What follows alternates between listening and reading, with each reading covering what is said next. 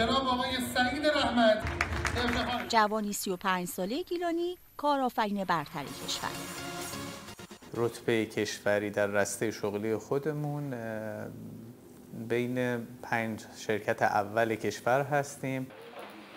سعید رحمت 15 ساله که بود، ساخت بستر سرویس‌دهی اینترنتی امن با سرعت بالا در ذهنش جرقه خورد. زمانی که حالا ما خیلی با دردسر متصل می‌شدیم به اینترنت، خیلی دوست داشتم که خودم اون رو راه اندازی بکنم و این شبکه رو ایجادش کنم. داده‌های خودم رو روی شرکت‌هایی که سرویس‌های میزبانی ارائه می‌کردن در واقع بارگذاری کردم. شبکه من توسعه پیدا کرد و تعداد مخاطبین من به مرور زیاد شد، ولی بعد از فکر می‌کنم 2 سال تصمیم دچار آتش سوزی شد و اطلاعات از دست رفت. علاقه و پشتکارش به حدی بود که نبود امکانات کافی و تحریم‌های سخت افزاری و نرم افزاری نتونست از فعالیت‌های این جوان خلاق رو کم کنه. تیم تشکیل دادیم از بچه‌های گیلان. ما برای شروع کار 3 نفر بودیم. حمایت‌های پارک و توسعه‌ای که از لحاظ هوش مصنوعی انجام دادیم، طی 5-6 ماه تونستیم در واقع دانش بنیانیمون هم بگیریم.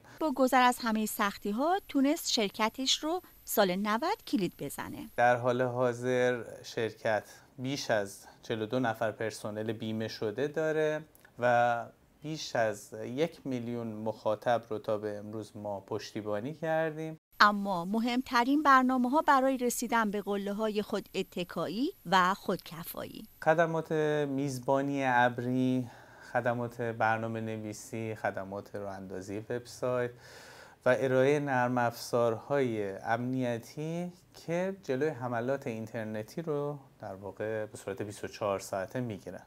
این جوان خلاق با بکارگیری ده‌ها نیروی 18 تا 40 ساله این شرکت دانش بنیان رو گسترش داد.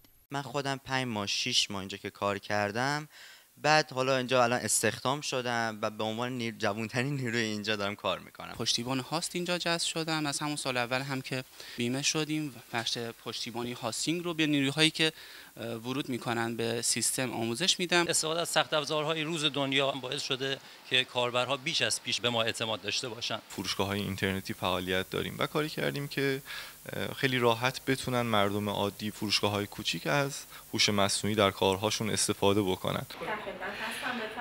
و اما بزرگترین آرزومون این هستش که تعداد پرسنلمون داخل استان گیلان تا 10 برابر بیشتر از این باشه و بتونیم افراد بیشتری رو در واقع پتانسیل هایی که از استان رفتن رو برگردونیم. با همه ابتکار و عشق و علاقه به میهن برای توسعه این شرکت دانش بنیان با چالش‌هایی هم روبروست. انعطاف پذیر نبودن سازمان هاست، یعنی هیچ تفاوتی بین شرکت‌های دانش بنیان و شرکت‌های عادی قائل نمیشن. پراکندگی دفاترمون هستش. اگر پارک علم و فناوری استان گیلان بتونن فضاهای مناسبی رو برای این شرکت‌ها مهیا بکنن، هزینه‌های شرکت‌ها در این خصوص تا حدود زیادی کاهش پیدا میکنه. بیش از 200,000 کاربر از خدمات این شرکت استفاده میکنند. محجوب، خبرگزاری صدا و سیما، رشت.